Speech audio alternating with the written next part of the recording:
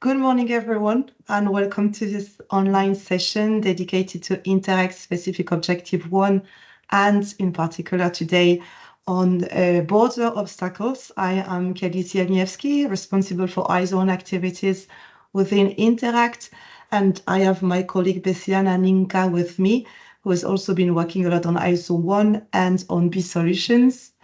As you may know, Interreg has been supporting ISO1 activities from the moment this Interreg Specific Objective was introduced in this current programming period. 1 year and a half ago even, we started to look at how ISO1 could look like in the future and how it could look like better and easier for the Interreg community, for the beneficiaries.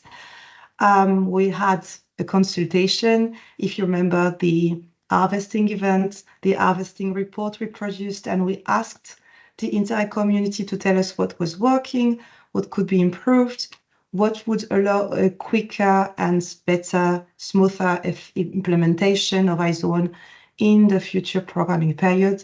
The outcome of this consultation is available on our website. So I'm not getting there yet. We have presented it a lot of time, but you have been heard.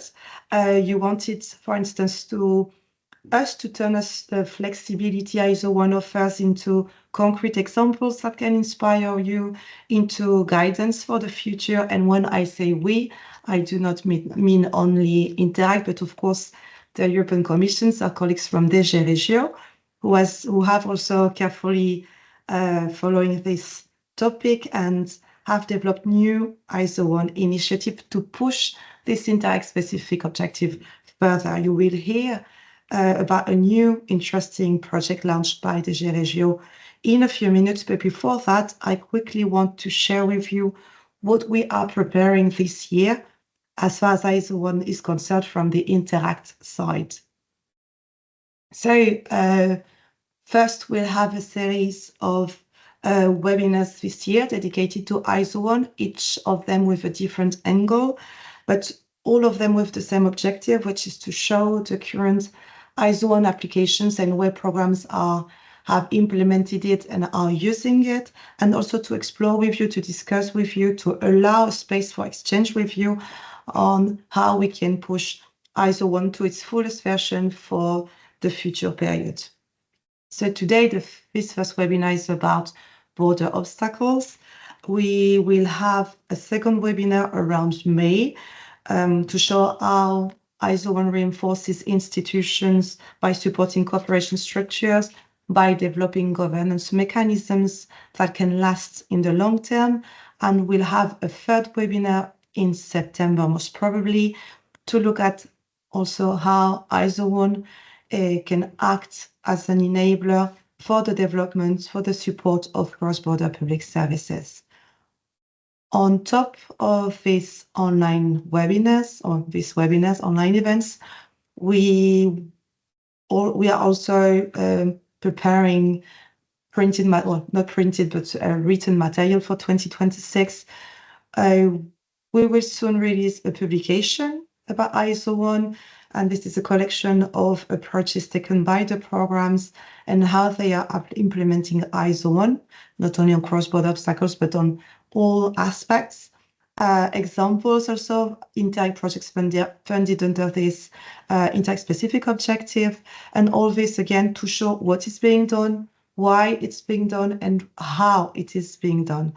And some learning, good practices, challenges, which are still there, are also included in that publication.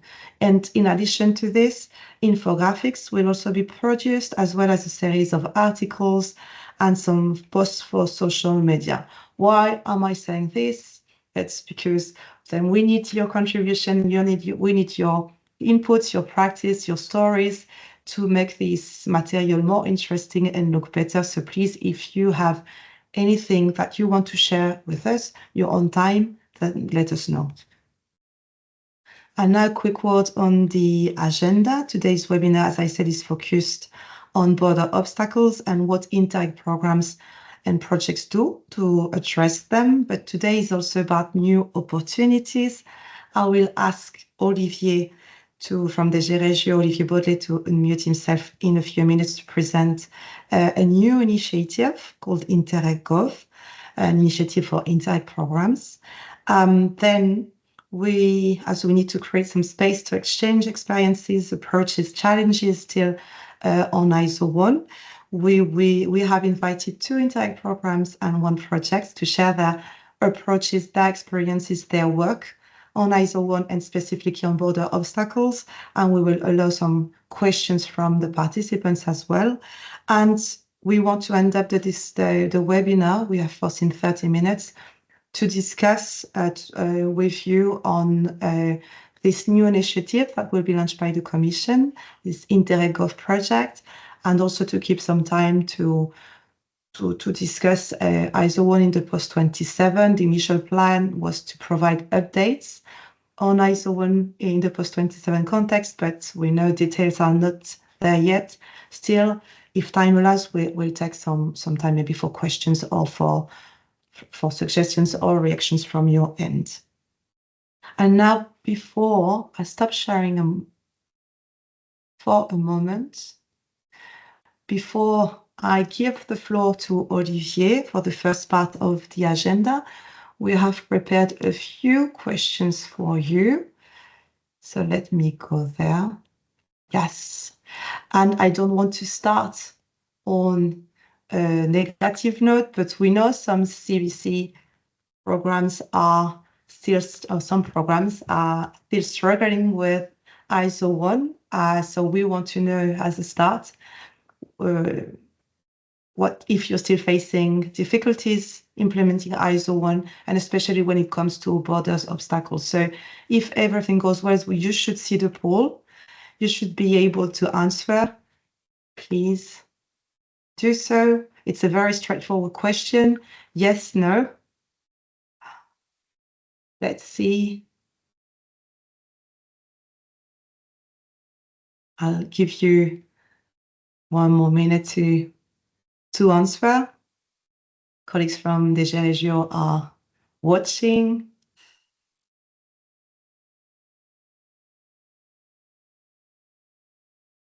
Please do take the poll if you're in the room. That will help us give us an idea of how you stand with ISO1. 10 more seconds.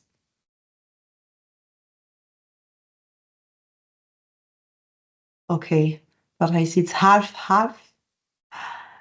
Thanks for that. I think I will leave it open anyway in the chat so you can go there and still answer. And then a second question for those who have said yes. I'd like to know to these people then, what are the difficulties you are facing? It's a word cloud, so you won't be able to write much, but if you could please throw away 2-3 words to describe, to let us know what are these difficulties you are still facing, the things you're struggling with.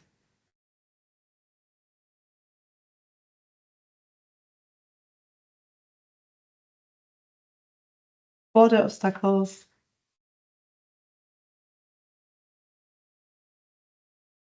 What kind of challenges do you face with border obstacles? It's just a warm-up anyway, because we will keep some time at the end to talk about this, and speakers also from the Interreg program and projects will also approach and talk about these obstacles and give us tips, and we share their experiences and what they did with these border obstacles. But I see some more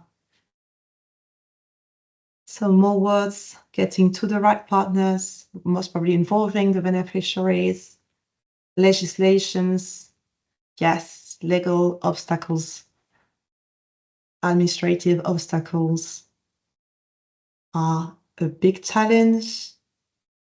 Understanding, well, when we open microphones, maybe people can explain what it's meant. Get to feasible solutions when it comes to border obstacles. I understand.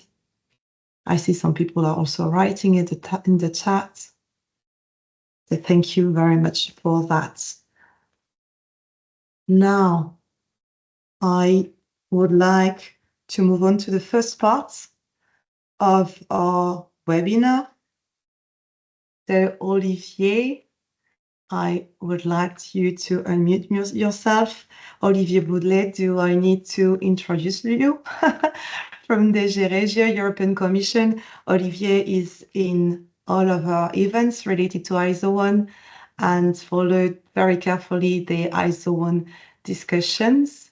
The last one was in Dubrovnik for this Interreg Knowledge Fair we had, and there was a session on territoriality and an ISO1 corner there, and Olivier Boudelet briefly introduced this new initiative, this InterregGov. Olivier, you've seen the obstacles mentioned in the poll. Will this new initiative help? Please, Olivier, the floor is yours. Thank you very much, Kelly, and good morning to all of you. Thank you also for joining the webinar. I think the answer is yes. I think the new initiative can help, and I will say a few words about it in the coming minutes. So, as you know, in the current period, the 21-27, the Interreg Specific Objectives were something quite new. It was a new feature, and we believe that it was really a major improvement in the impact of Interreg programs.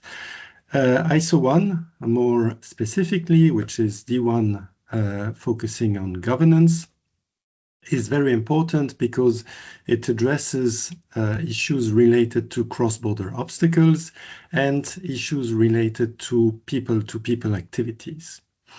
ISO1 has many benefits. First, it covers elements that can have a durable impact on cooperation. So something which is lasting in the long term, something which is also structural, because we are really covering the governance, and also because it offers a huge flexibility. In the current period, we had many crises. We had the COVID, we had the war in Ukraine, we had refugees coming, we had an energy crisis, and for all that, you need flexibility. And ISO1 was perfect to offer this flexibility, because you could have integrated projects. You were not limited to one sector like the other policy objectives, so you had the possibility to design a project as you wanted. And also because ISO1 is very much an objective which is linked to policy making. So you could have projects which were designed by the policy makers directly. There was no need to go through a call, but the policy makers could themselves design the projects, which is a big benefit of ISO1. So as you see, for us, ISO1 is really something which is very important, and we have proposed that it continues in the next period after 2027, so the period between 2028 and 2034, and we really would like it to feature prominently in the chapters. In particular, we really expect all the chapters to have ISO1. For the current period, most programs have indeed selected ISO1, but many, as we just saw, still face challenges in the implementation. And the issues they face are, one, the lack of guidance on organizing the calls which are related to ISO1. This is a new topic, so it's difficult to organize the calls. Second, a limited understanding and interest by the potential beneficiaries. Beneficiaries usually prefer to apply to a classical project where you have an idea, you answer a call, and then you get the funding, whilst here it's really something which is more related to the functioning of the cooperation itself, the governance. So it's sometimes a bit more tricky for beneficiaries to apply. And the third reason is also that in general, there is a low level of ambition in trying to engage in governance. It's more difficult to find people who are interested in having a project related to governance than people interested in a project on innovation or on biodiversity or on mobility.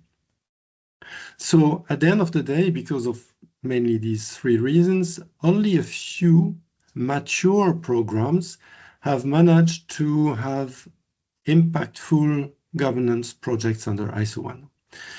And it's to address this, this difficulty that it's difficult for many programs to implement ISO1 that the Commission, together with the City of Vienna and in coordination with Interact, we had this idea to create a new tool, a new instrument, a new facility, which is called InterregGov.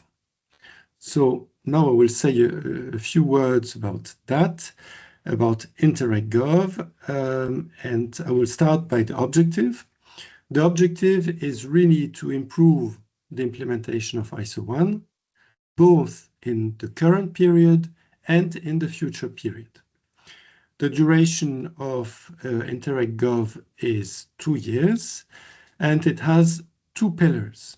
First, for all the programs, so for all the Interreg cross-border programs, InterregGov will provide guidance, will have workshops to improve the understanding and the learning on ISO1. And we hope that with that, we will have a big impact, especially in the next period. So that's the first pillar of InterregGov, and it's for all the programs. It's to provide guidance, workshops, etc. The second pillar of InterregGov is a bit more focused. It's focused on 12 Interreg cross-border programs. And the idea here is to provide a tailor-made, on-the-ground support with experts providing advice. And all that will be free of charge for the programs. So here, for 12 programs, an expert on ISO1, on obstacles, on people-to-people activities will come on the ground and will provide advice to the programs. The themes that the advice will cover will depend on each border, on each program. It will depend on the context, but it could, for example, include health, tourism, risk management, transport, education, or whatever really the program area needs. So this new initiative, InterregGov, as you see, is a bit similar to B-Solution, and it has really to be seen as a complement to B-Solution.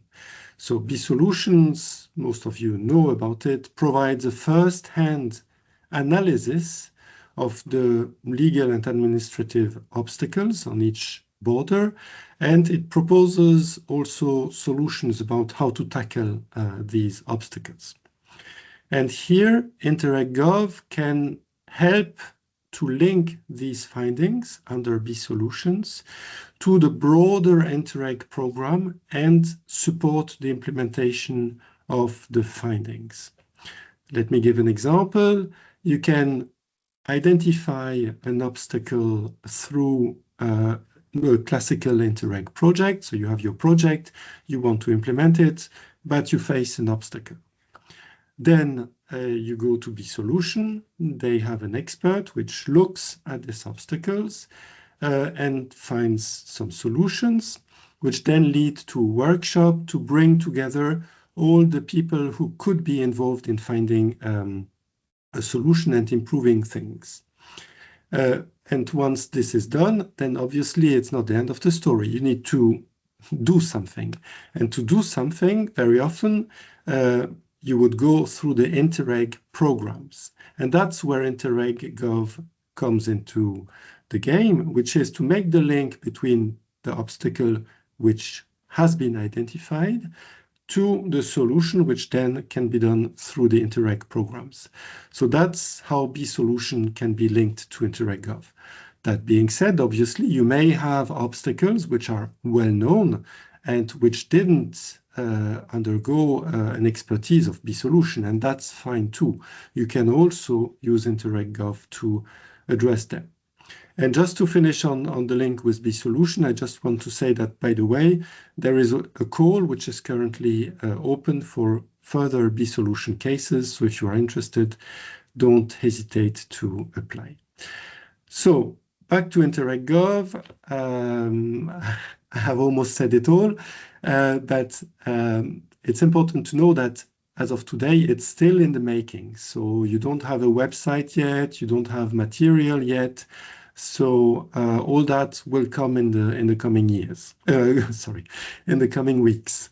However, what I can already say is that there will be a call in the coming weeks for 12 programs who will then benefit from this tailor-made support. It will be open to all the Interreg cross-border programs, so for the internal borders, for the maritime borders, for the IPA cross-border, and for the next cross-border. The call will be advertised through, obviously, the InterregGov website when it will be online, the Interact website. And we work very closely with Interact, obviously, because the topics are similar. Also through our website, the Border Focal Point, and we will also write to the programs, and we'll have a post on LinkedIn. So in principle, you should not miss the call, but nevertheless, be vigilant. And at this stage, you can already reflect to know if your program would be interested in InterregGov, interested in applying for the 12 pilots. And we really believe that it's a great opportunity to improve the implementation of ISO1. And it's really important because ISO1 features well in the current period, but we hope that it will feature even more in the future. Thank you very much. And if you have questions, I will be there at the end also. Thank you.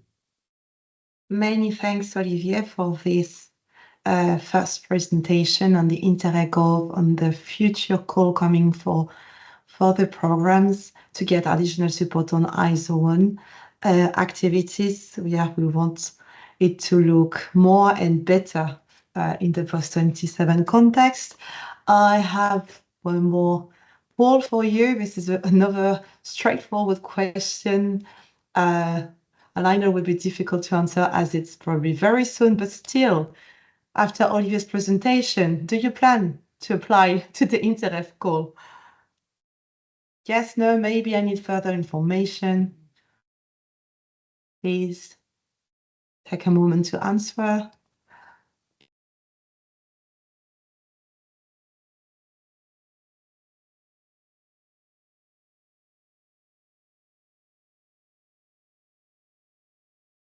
Okay. We have immediate reactions. Yes, some no's, but most of you, of course, need further information, and this will come in due time when the team is set up, when the call is ready. It will be announced, as Olivier said, everywhere, and you'll get a lot of information still before we move on to the next part and to our next speakers with the Interreg programs and project examples.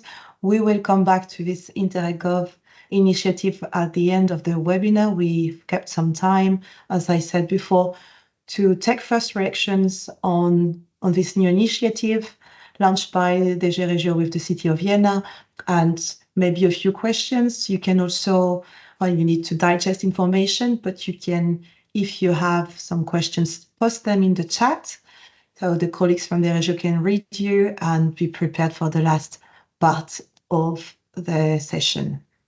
And now we are moving to, as I said, the second part of this online webinar. Some months ago, my colleague Vesiana, together with me and together with the AEBR, so the Association of European Border Regions, which have also posted their open call in the chat, have organized a webinar in which 3 inspiring examples were shared on border obstacles. This session was recorded and it's available on our website. Bessiana, I think, will also share the link in the chat now. And I do recommend you have a look at the recordings because this is very inspiring and linked to the use of BEE solutions. And today we have invited 2 of our programs to share their experience, their challenges, and explain us how they are using ISO1 to tackle administrative and legal obstacles. Our first speaker is Anne-Carine Pirat from the Interreg France-Switzerland program, which was invited at the InterregGov event last year, but unfortunately, we didn't have much time to go into details on their approach. So I'm very happy to have you back and to give you more time to explain us what you do. So please, Anne-Carine, you can share your screen with your presentation. The floor is yours. Thank you, Kelly. Yeah, I will just share your my screen. And now you should see it. Yes, it's coming.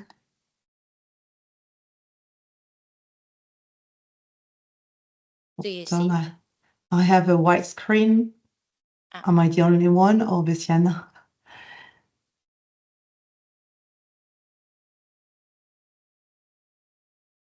Do you use several screens, maybe, Anne-Carine? Yes. Do. Okay, so you need to go to the right window, most probably.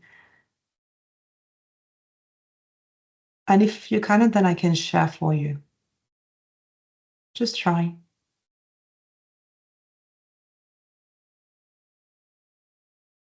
Anne-Carine, are you still with us? I see frozen. But if you hear us, Anne-Carine, and you have issues, you can also leave the room and come back. And in that case, we can also go with the second example. And then we get back to you, Anne-Carine. I just want to give you a few seconds in case you hear us, but I think not. These things always happen in webinars, so please bear with us and with our speakers. So in that case, and until we get Anne-Carine back, Bessiana, maybe you can also deal with that. We will move to the POCTEP program.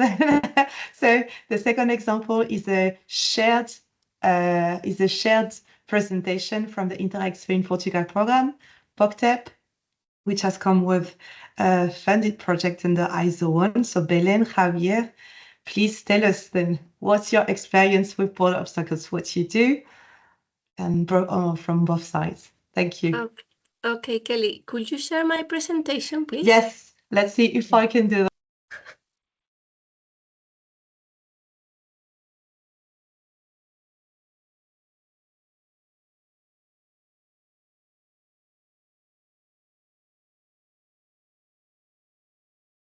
Okay, thank you.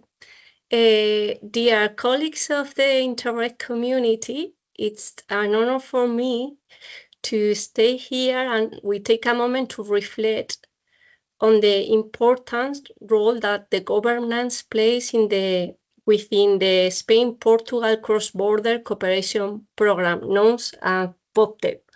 While POCTEP covers a wide range of priorities, today we are focusing on a key dimension that makes all the others possible, ISO1. Governance is not simply an administrative component of POCTEP, it is the backbone that sustains cooperation across our shared border. POCTEP, next please. POCTEP has a long tradition of cooperative governance for more than 3 decades. Institutional cooperation has been at the very heart of the POCTEP priorities. During this year, institutional collaboration between Spain and Portugal has enabled both countries to co-design solutions and address shared challenges such as rural depopulation, climate risks, and access to public services. Thank you to POCTEC long-term cross-border teams, institutional relationships, and cooperation structures such as EGTCs, working communities, Euroregions, and also Eurocities have become established across the territory. In the following slides, you will see the large number of cooperation structures created over the years. Next, please. You can see the large number of Eurocities and also Euroregions. Next, please. In our program. And this is the European grouping of territorial cooperation. Next, please. How does POCTEC seek to resolve cross-border obstacles? POCTEC addresses obstacles in two main ways. First, through thematic projects. In this slide, you will see how cross-border governance improves the quality of public service delivery. For example, in healthcare, where the program supports proximity services and coordinated assistance under PO4. Next, please. Second, through projects developed by the cooperation structures mentioned above. I would like to highlight the role of Eurocities, where Spanish and Portuguese municipalities share cultural programming, mobility systems, and municipal services. These partnerships demonstrate the importance of establish stable administrative cooperation structure supported by ISO1. Next, please.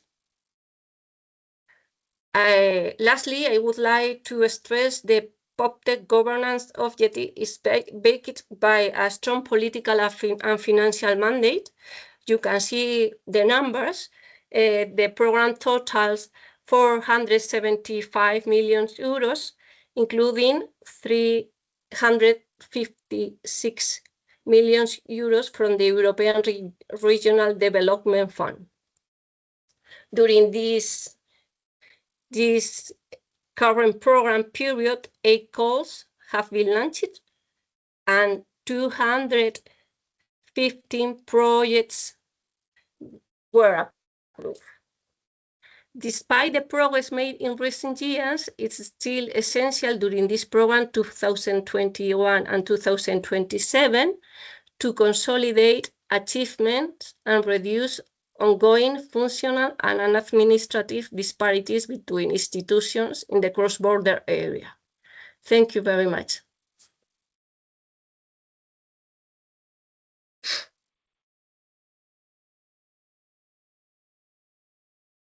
Javier, I think the floor is yours now. You continue the presentation and we're listening to the Interreg project. This sheet EuroAce Convida, or I don't know how you pronounce it well, but please. Hello, thank you, good morning, and thank you very much for inviting a project like HIT, EuroAce Convida, is how we say in Spanish. The name of our project is the acronym of Gabinete de Iniciativas Transfronterizas, Cross-Border Initiative Office. And EuroAce is the name of our Euroregion, Euro from Europe, and the initials of the 3 regions, Alentejo and Centro in Portugal, and Extremadura in Spain. And Convida, when 2 words that means with life, but with you, it's a word game, because when you join both words, means invite. So as we will see, we are a space where with problems of the population, and we are invited to share life with the rest. And I'm going to talk about our project is based on the long experience of the organization, public institutions, the regional government in Extremadura and CCDR in Alentejo and Centro.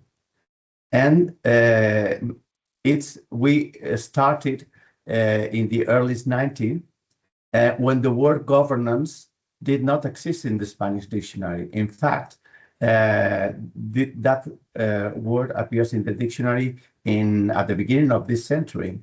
So we didn't have a word, but it was clear at the beginning of the cross-border cooperation that we had to create some kind of rules and the structures to make decisions, to ship the objectives, and so on. So nowadays we've got ISO1 and give us the opportunity to improve the administrative efficiency, especially in cross-border regions. Next slide, please.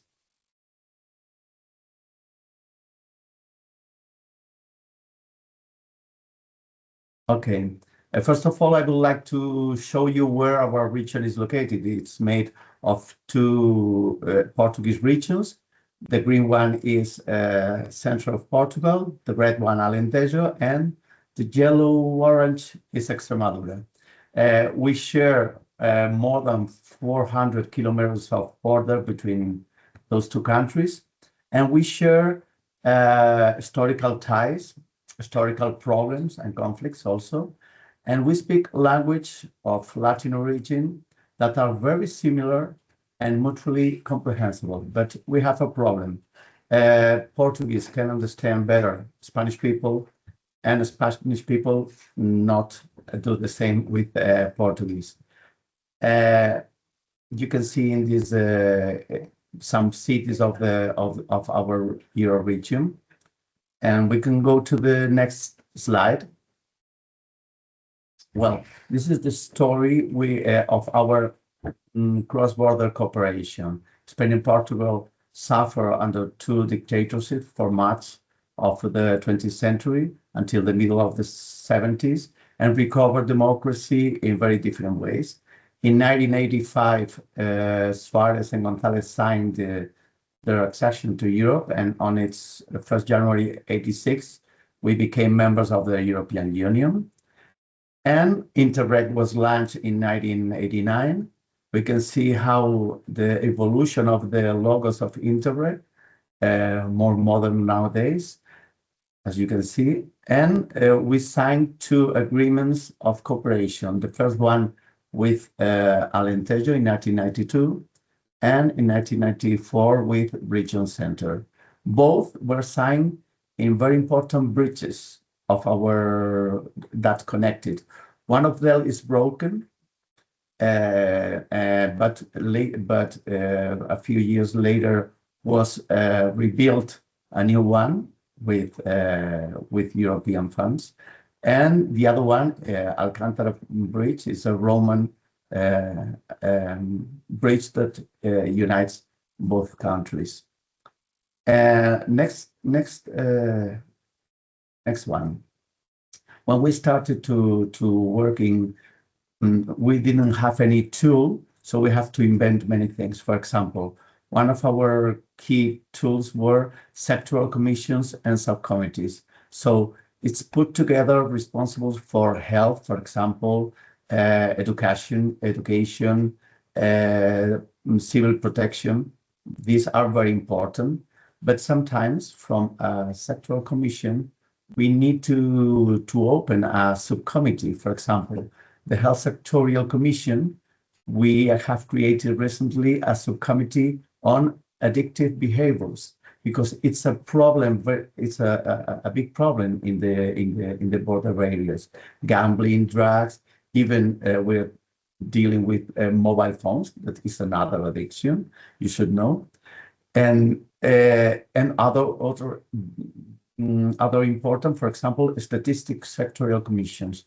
Just to improve in our projects, we have to know what's the situation between the two countries, three regions, and data is one of the most important key tool to improve.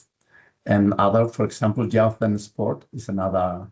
We have several. Some are more active and other less active. But the most important thing, responsibles of this area, they connect and they can create later another Interreg projects for special and special topics. Next. Okay.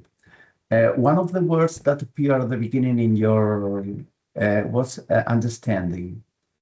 It's a problem in governance, it's a problem in cross-border cooperation. Through various, we had we needed to get to know each other and learning the culture of our neighbors. It's essential. So one of the things we started to do, as I said, Spanish people couldn't understand Portuguese. We started to make a publicity adverts, learn Portuguese. It will open many doors to you. It was absolutely success, and now Portuguese has become the second foreign language taught in schools and high schools in Extremadura. In fact, our region has the 70% of the students of Portuguese in Spain. And other point is spreading the culture of our neighboring neighbors, of our neighbors regions. All the festivals in our region have a surname as Iberic, mentioning the Peninsula Iberica, and all the cultural programs in our region have artists, singers, musicians, everything from Portugal. So that's a very essential step. If we don't know each other, cooperation is not as deep as it should be. Next slide, please. Well, one of the first item we worked was that Agora, the Peninsular Debate. From 2000 to 2010, we said in this Agora, we brought together experts from both countries to address issues of common interest, fostering connections between authorities and experts in the political, administrative, scientific, academical, cultural spheres. For example, I remember the Prime Minister who signed in 1986 when we joined the European Union, repeated in 2006, remembering the 20th anniversary of our joining to Europe.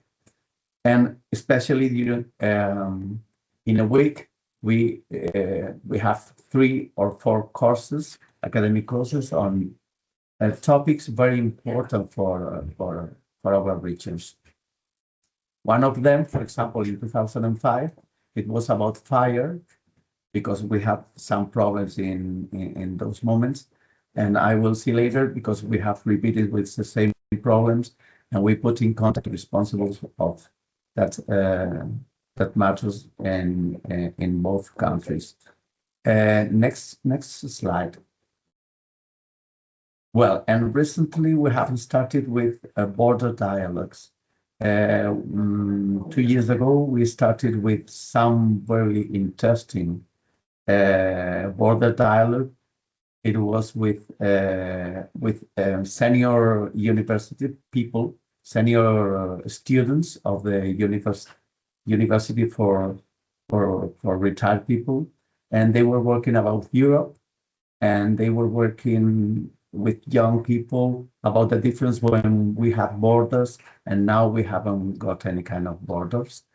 And last year we have also another one about the situation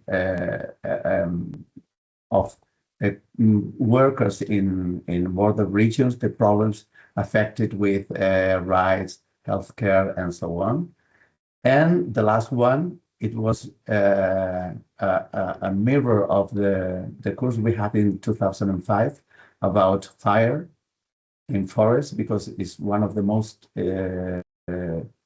dangerous problems we are having in our land. And next slide.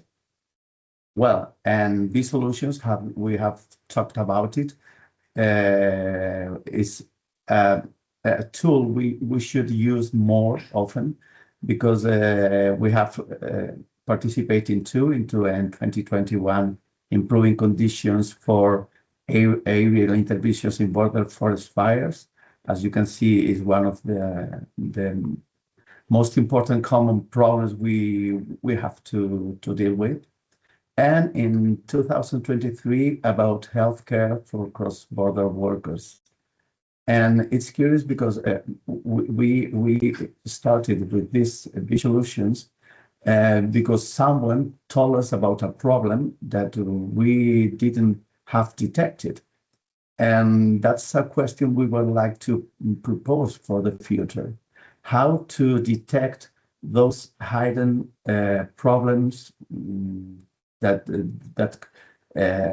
they exist, but we cannot detect.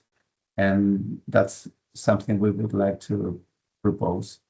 And the next slide, please. Well, as a conclusion, we know for our experience that we still have some obstacles that may be common to other border areas in the European region. We can learn from other places. We have tools to analyze the obstacles identified and find solutions. These solutions is one, but maybe could be new ones. We need to continue the task of uncovering hidden obstacles, bringing together those responsible for each on both sides of the border has been a success for us, and we could use it, keep on using for improving the living conditions on those who live near the borders. And from our point of view, governance should be a fundamental element for the future of European cooperation. Maybe InterregGov could be the name of this tool. Because it is the driving force that encourages and enables actors in each country and region to discover that borders have long disappeared, but to be an obstacle and to have opportunities.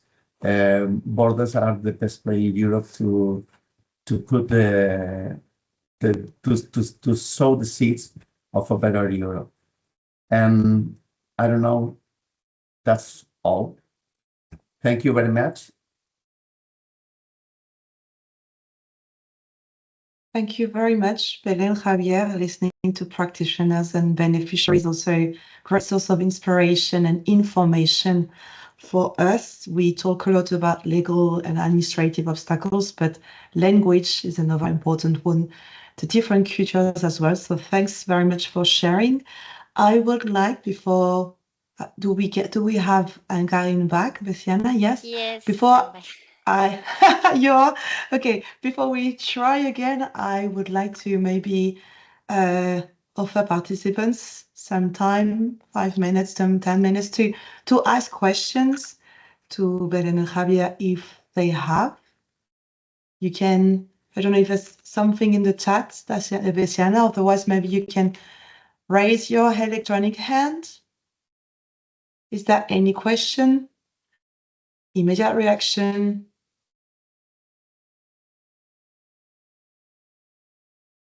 If not, then we move to the second example with Anne-Carine. Do you want me to share your slide? Yeah, I want to. And then okay, I will. And then we take some time for questions from the participants. You can also again post them in the chat during the presentation. We read you. So let me share again.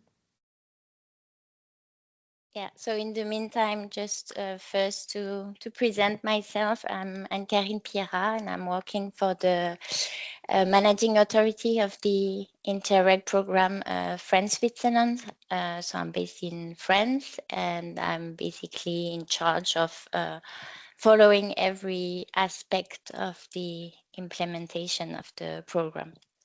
Thank you, Kelly. Now we can see my presentation. So today I will present our ISO1 approach and focusing especially on the integrated territorial cooperation plans, which is a tool that we developed.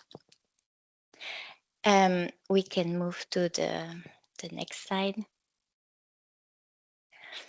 So for our program, we chose ISO1 to remove, the idea was to remove obstacles to the implementation of cross-border projects. And this was actually based on the experience we had from our previous programs, which allowed us to identify specific thematic areas based on the Interreg projects that didn't really work, actually. So it was sought to address obstacles in the following thematic areas, so training and employment.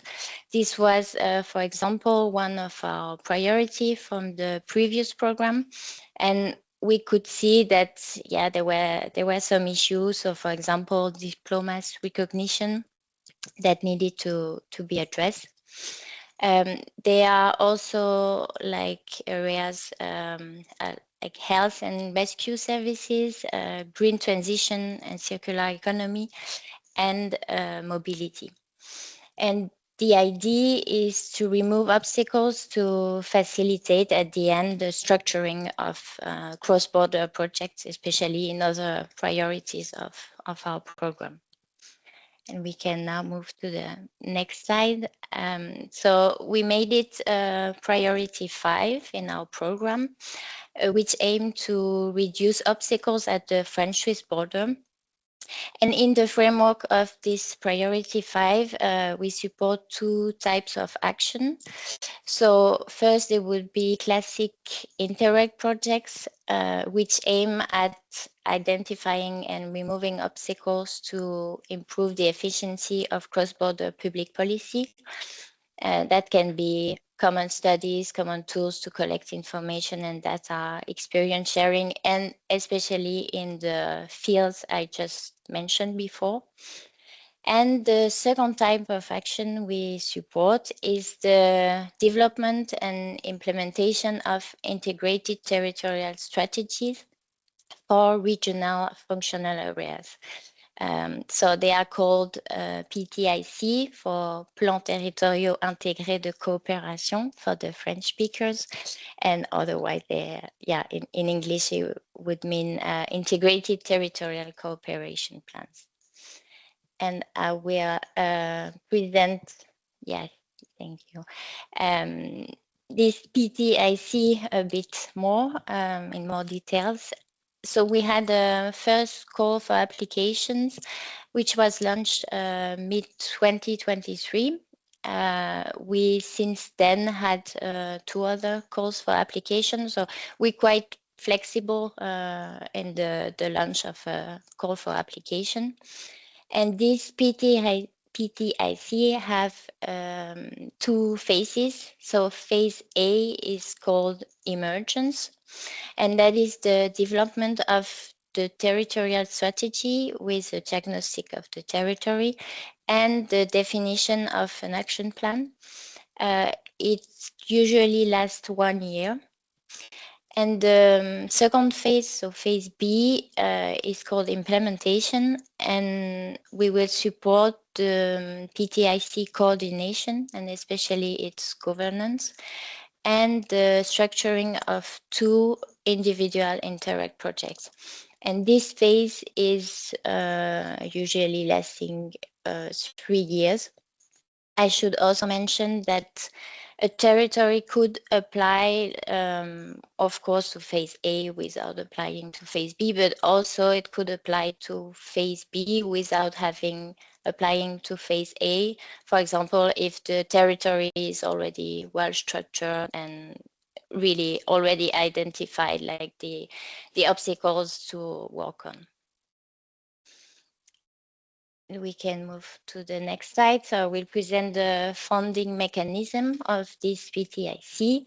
The costs are reimbursed through flat rates. So we developed simplified cost options. There are 2 different ones. So one for the emergence phase, where the total costs are for both the French side and the Swiss side, 75,000 euros and Swiss francs. And the financial support in France will be 60,000 euros, and on the Swiss side it will be maximum 75,000 Swiss francs. And for the implementation phase, the total costs are 200,000 euros and Swiss francs, and the financial support on both the French side and the Swiss side is 160,000. About the implementation phase flat rate, it consists of different steps to achieve for beneficiaries of our territory to get a certain percentage of the financial support. So they are like half of the financial support will be for the coordination of the PTIC, and it is based on the launching committee and steering committees organized to follow up on the advancement of the action plan. So that would be then 12.5% of the financial support per annual committee, so the launching committee, and then we have 3 annual committees, including the final one. And we will check that they achieve these steps through the verification of the committee's reports. And the second half will be for the development of individual projects. So the territories will present projects in other priorities of our program, and they can have like as many projects as they want. We only ask for like at least 2 projects, and we will check that these projects have been approved through the subsidy contract. We can move to the next slide. Currently, we have 5 PTIC in the emergence phase, and 1 PTIC in the implementation phase. All of these PTIC are actually in the northern part of the cooperation area, so in the Jura region. Also the PTIC implementation. And this map shows the functional areas that we first identified in the call for application. At the end, the territories that applied were a bit smaller than the areas that we identified. Next slide, please. Yeah, I will now just give one example of this PTIC. It's called START, and that was actually the first project to apply for the emergence phase, and also the only project at the moment which applied for the implementation phase. So they really did both phases, and now they are in the implementation phase. The project lead of this project is a local grouping for cross-border cooperation. So it consists of 10 towns, 2 in Switzerland and 8 in France. They developed an action plan with 5 thematic areas that they identified to work on. The 3 priority thematic areas would be environment, the living condition in the territory, and culture and tourism. And they also identified mobility and economics to work on, but not as a priority, because they cannot do everything at the same time. So they presented, they plan to present 2 classic Interreg projects on other priorities of the program. One is a cultural one, and they also plan a project concerning sustainable tourism and the preservation of the environment. And the governance solution that they chose is to have 2 committees to monitor the action plan. One is like a technical committee, really to follow up on the actions of the action plan. And yeah, and then we have a steering committee. And they also want to develop working groups to work on concrete actions or even projects. And finally, I will give like the challenges and recommendation we can give. I think it's really important to identify the obstacles to tackle. It's of course the difficult part. For us, we identified thematic areas to work on, but not really the obstacles like in the cooperation area. So that is maybe something that is missing, like apart from the PTIC initiative that is working quite well. About simplified cost option, this is really a major simplification measure for beneficiaries, but it also really takes time to set it up. We had to find the right method to evaluate the cost. We had actually the support of a consulting firm. So yeah, it's really a long process. Like they also did some benchmark with other programs, and at the end we also needed to modify all the documents. For example, we have application forms especially for this PTIC. So yeah, major simplification at the end, but you need time to set it up. I would also recommend to leave flexibility in the choice of the local cooperation areas. So as I mentioned, first in the core for application, we identified like functional areas. And at the end, the territories wanted smaller areas to work on. And I think that is fine. Like the most important is that it's not too small, not just 2 towns cooperating together. So to have like a really a global strategy, but on the other side, like it shouldn't be too big. So they really have common goals and common challenges to work on.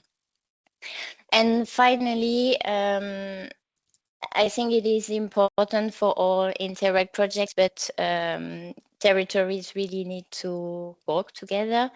So territories from each side of the border, and we actually had the case for one PTIC where they first decided to do 2 separate studies to set up the action plan, and at the end it didn't work, so they have to start again, and now they're conducting a common study with the same firm doing the study for both sides of the border. And a final word would be that we definitely wish to continue to work on ISO1 post 27, especially to build on the work of the existing PTIC, and hopefully also we'll get new applicants in the cooperation area. So thank you for your attention.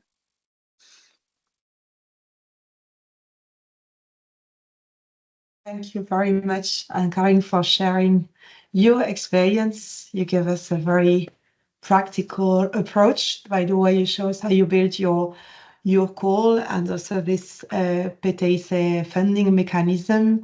This is very interesting. We understand it's a long process, but it's worthwhile, isn't it? Yes, now I would like to turn to the participants again and see, do we have questions, reactions, practice you would want to share, challenges you share with Anne-Karin? or with Javier and Belén when it comes to ISO1, its implementation and border obstacles. If you also can help me, Bessiana, with the chat, because I cannot see for now. I don't know if there are questions or comments. We have some reactions, Kelly. I would say linked to the future programming period, especially to the performance base and all these territorial tools, ISO1 included and CLLD ATI, but maybe we should focus, or I ask maybe the participants to focus more on the amazing examples that we showed today. And what would be your takeaway from these examples? I mean, all the examples were great to show in practical terms how ISO1 can be implemented, and also offer an overview on the different tools from the simplified cost options, the flexibility, and so on. So I think there are many elements we can focus on today and leave certain discussions for a mature moment where we can have a full picture on how the future will look like. So thank you, Bessiana. You're welcome. Oh, we see a raised hand from our colleagues, or from Clara. Clara, please, if you can unmute yourself and ask. Yes, I just had two questions for the two speakers. How long did it take them to implement the two projects, the PTIC and on the other side the dialogues, or all the different aspects of the project between Portugal and Spain? Thank you, Clara. Who wants to go first? And Karin, maybe? Yeah, I can go first. So yeah, for the PTIC, usually the projects are implemented so for the emergent phase during 1 year, and for the implementation phase during 3 years. But before that, to really implement the whole mechanism, I would say it took us 2 years, one and a half year, yeah.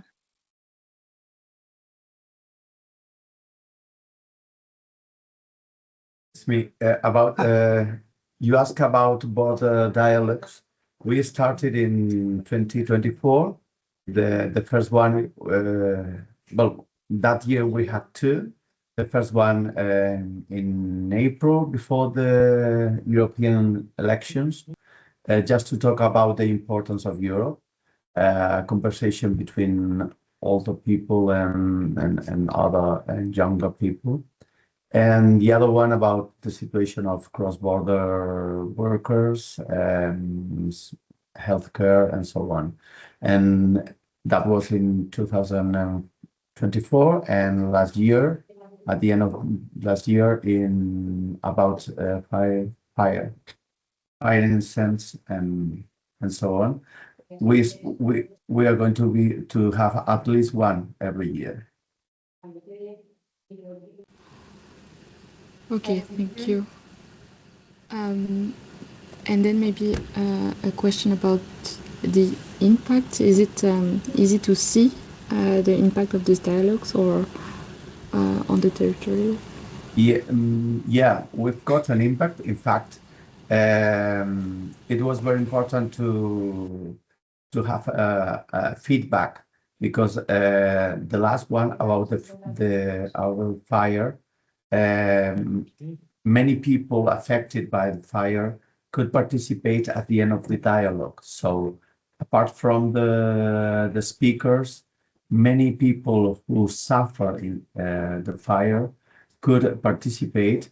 We have collected in a video and with all the opinions of the people, because not only the speakers of the dialogues are important, but I mean also the other opinion of people who are living next to the border, and they are suffering problems.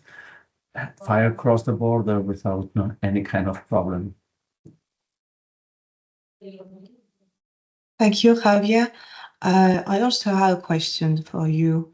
And Karin, you said when we ended up your presentation that you want you want ISO1 to continue in the future and to get more beneficiaries, but how do we get there? Is that a challenge for you as well when you launch your call? Do you have the response rate you wanted, you were expecting, or do you or even you, Javier, or from the PROCTEP programs, do you take specific actions to involve the right people to get to the right partners? How do you do that? I would say in our case, we found beneficiaries, or I mean, they were beneficiaries interested, but especially in the northern part of the program, so in the region Bourgogne-Franche-Comté, and not really in the southern part, like in the area of Geneva, especially. And yeah, this one we still need to work on to attract these beneficiaries, or also to see like if this is a tool they need, because in the Geneva area, for example, they are already very structured, so maybe they're not interested in the emergence phase of the PTIC, but maybe just the implementation phase. So yeah, I think there is still work to do on that, identifying beneficiaries. Thank you.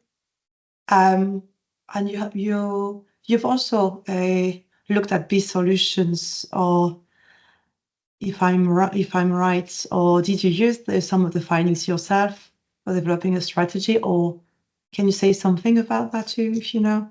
Yeah, B solution, I think we only had one case in our territory. So I would say it's a complementary tool to our priority 5, and because actually the case we had is on the territory of one of our PTIC. So like there is a link between the two, definitely. Yeah. Okay, thank you. Let's go for questions or contributions, practices. We have a shy meeting room today. Or points you want to make, otherwise then we move to the third part of the webinar. Thank you very much again, Belén, Javier, and Anne-Karin, for your contributions. They are highly appreciated. This is how we learn, and from your experiences and how we can think about potential guidance for the future to help programs with their future ISO1 activities. Olivia, I think, has been also listening carefully and maybe taking notes for the InterregGov. Thank you very much again. So as promised, we are getting back to the, so we have, 30 minutes or more left. And Olivier, in the beginning of the webinar, presented this new initiative launched by DG REGIO together with the city of Vienna. There will be an upcoming call. Details will follow when they are ready, but we would like to see reactions, to hear you. Some said yes, they would apply. Some no, we need more information, but what kind of information would you expect the Commission to share? I haven't seen questions in the chat, but maybe Bessiana, if you've seen, you can tell us. Please, it's your opportunity to ask questions directly to Olivier. You can use your electronic hand or unmute yourself or use the chat. I've heard someone. For the moment being, we don't have any questions in the chat, Kelly, so maybe we can... Yes. Oh, yeah. Here we go. Perfect. Hello. Yes, hello, everyone.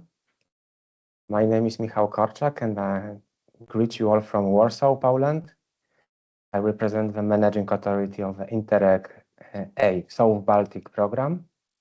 And I have a question to Olivier Baudlet. Olivier, thank you very much for the presentation about the initiative. I think it will be very interesting to Interreg CBC programs. I wanted to ask you about the call. If you already are thinking about any indicative timeline, when you would be assuming to open the call, when you would be ready with a selection of 12 Interreg programs for support, and when the support will be made available to the programs, when the experts could start helping the programs. And also just one more comment, taking this opportunity regarding the presentation by Anne-Karin and the information we received. So the commissioner planning ISO1 for all programs or for all Interreg plan chapters in the next perspective.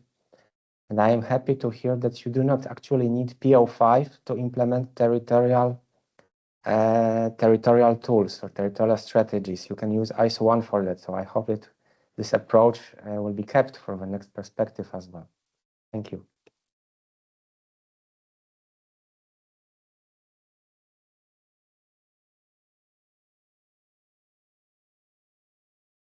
I'll try to reply straight away. Thanks for the question anyway. Regarding the first one, which is about the timeline, it's still work in progress, so I'm not committing to any timeline, but let's say that what we have in mind is basically to launch the call, let's say probably in April, something like that. It will be open, let's say 1.5 months, which means, let's say end of May, we will receive the applications, selection end of May, June, something around that, and then the list, let's say before the summer. I mean, that's the rough timeline, knowing that, as I said, it's work in progress and things may change a bit, but the idea is to do it along that. And then once the 12 pilots have been selected, the work should start pretty soon afterwards, because in parallel to the selection of the 12, we will have a call to select the experts. So in a sense, the two will come together. And once we know the 12, we will also have a database of experts that we can send to the selected 12 programs. And all that will depend on the topics the programs want to cover, will depend on the languages that are needed. So, you know, we will try to find the best expert. So that's a bit the timeline. Regarding using ISO1 instead of PO5, as I said, it's possible, and France, Switzerland is a proof of it. There is, however, one caveat, which is that the budget needs to be also quite in line. Under PO5, very often the budget is quite big, like Romania, Bulgaria, for example, it's 65 million for PO5. In general, in Alcotra or Grande Région or POCTEFA, each individual strategy is between 5 and 10 million. So you'd see it's big amounts, and certainly bigger amounts than what is done in France, Switzerland with ISO1. So in terms of approach, it's totally right that you can use ISO1 to do something which is very similar to PO5. However, at the end, it's also a question of budget. Like you need a budget to finance the project. Doing the strategy is one thing, but one of the benefits of PO5 is also that there are projects behind which are then funded. So this has also to be kept in mind. And let's say PO5 still has many merits. It's the possibility to have a bigger budget, and it's also the whole governance of PO5, which is really giving an ownership to the people on the ground in the selection of the projects, in the implementation, in the whole monitoring of the integrated territorial strategy, which really has also a big benefit per se, especially in those borders which are quite big and or which are quite diverse, in their length, if you want. In which case, obviously, the approach is logically differentiated And this is a merit of PO5 to have one dedicated strategy to each functional cross-border territory. Thank you very much, Olivier. Any question, any further reaction on the call, upcoming call on the new initiative? I still cannot see the chat, Luciana, so I don't know why it's kind of blocked, but is there a reaction or question there? We have some reflections related to the PO5 and the importance of such approach in the current programming period, but also with a view on the next programming period, because as Olivier already mentioned, is a multi-sectoral strategy, so not only focusing only in one of the aspects or priorities, but also giving the ownership to the people on the ground. So let's see how this will develop in the next programming period. And if I can add something here related to PO5, we will organize an event taking stock on the practices and approaches of those programs who implemented PO5 in the current programming period, and in a way to start reflecting how this can be reflected in the upcoming programming period. So this will take place in Vienna early July. You will receive additional information in due time. Thank you very much for sharing this, Luciana. So stay tuned and watch our website. Olivier, thanks again. I understand people need to digest information and wait to have it on paper, to have the call launched. Olivier, remind us maybe on the next immediate steps, so especially when will this launch be called? You said mid-April. Sorry, I didn't get it, as you said before. And then also, you plan to organize a specific webinar on this new project, on this call when it's ready, where people will have the chance again to ask those questions and to know all the details. Right, so if there's no more questions, then Yes, Olivier, please. Sorry, I may indeed compliment. You're right, Kelly, as soon as we know what's the exact timeline, as soon as we have a website, as soon as we also know the details of the call, then indeed we will organize a webinar where we will explain more the specificities of the call. I just want to also indicate that in addition to InterregGov, we have another initiative called Impact. And I say it here on the one hand to make the publicity of Impact, but also to avoid that people confuse the two. So as I said, InterregGov, it's about ISO1, and the target audience, it's the Interreg cross-border programs. Impact, it's different. The purpose there is to build cross-border CLLDs. So the target, it's not the programs. The target, it's the cross-border communities. And here, the two are a bit in parallel. Here we have already launched the call. It's open until the 10th of April. We do it together with the OECD, so InterregGov, we do it with the city of Vienna, and Impact, we do it together with the OECD. The approach is a bit the same. What we want is two things. One is to target all the programs on the InterregGov side and all the cross-border communities on the Impact side by providing tools, by providing guidance, by organizing events on the one hand, and also on the other hand, to give expertise to a number of pilots. In the case of InterregGov, we have 12 pilots, which will be 12 Interreg cross-border programs.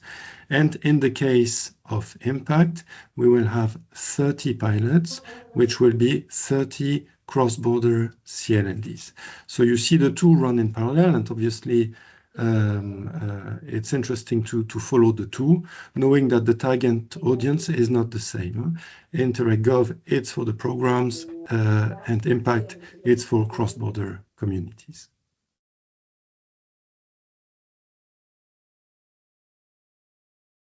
Thank you very much, Olivier, for clarifying this.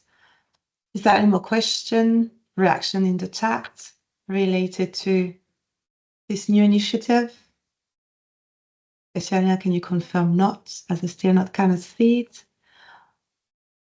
Okay, not related to the initiative, but maybe related to ISO1. So maybe we can take them on board. Kelly, if you are working also on the public case, so we can include also this kind of reflection, but maybe not to put you on the spotlight, Oana, but maybe you want to share also with us what are the reflections on ISO1 and maybe how this can contribute to how the ISO1 could look like in the future or should look like in the future.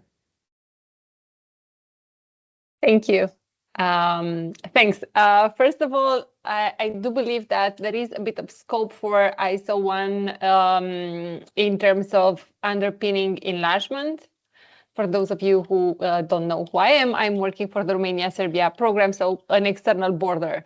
So my perspective is rather limited to this external borders program perspective. So I do believe that ISO1 is underpinning enlargement, and we have been using it so far. And in the harvesting event with Kelly and Interact team, I was actually presenting the way we have been using ISO1 for enlargement purposes, because besides the infrastructure which was done in our operation of strategic importance, there was a lot of harmonization of procedures, rules, common patrols for the border police and so on, common trainings, equipment which is now interoperable, and these are quite relevant for Western Balkans migration route, as you know. So this being said, I would also like to raise the issue of the institutional convergence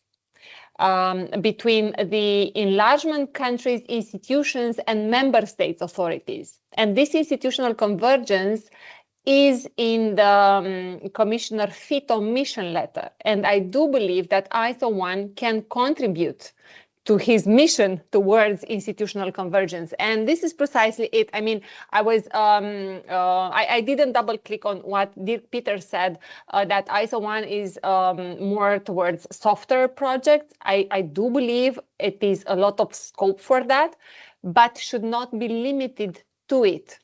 I mean, in my view, let's say, idealistic view for the future of the ISO1, I believe that the project addressing this particular Interreg specific objectives should be focusing on organizations cooperating across the borders. As Olivier rightly put, this is capturing the essence of us. I mean, having the border police from Serbia entering for the first time in their life in a project with member state border police, I think it's a major breakthrough. And we were happy to achieve that.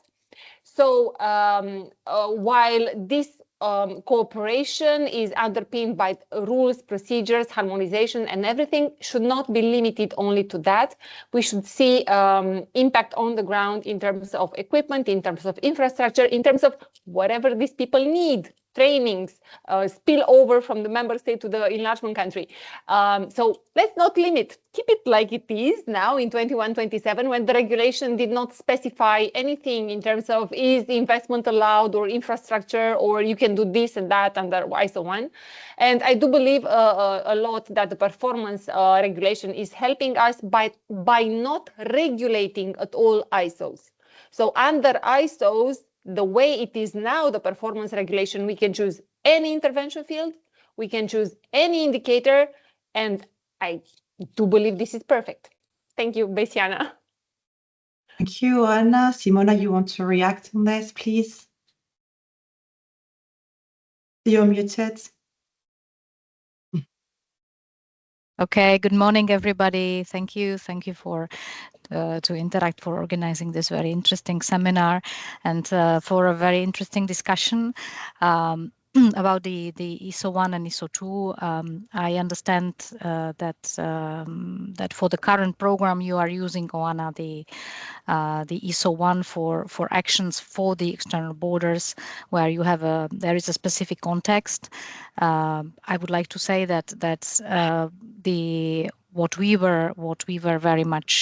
was our line was that ISO1 should be focused on governance. So all that is needed for governance, this is for ISO1, and I do see that for ISO2 there was this capping, which of course prevented programs to make larger investments, which is something that in the future this is not planned.